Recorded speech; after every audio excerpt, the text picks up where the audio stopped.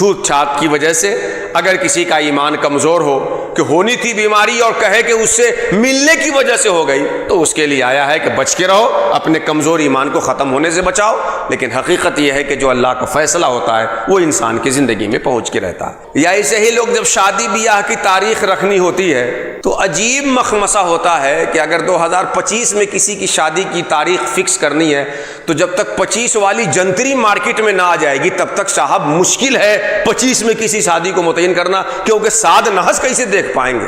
آپ اپنی سہولت کے حساب سے دن رکھیے،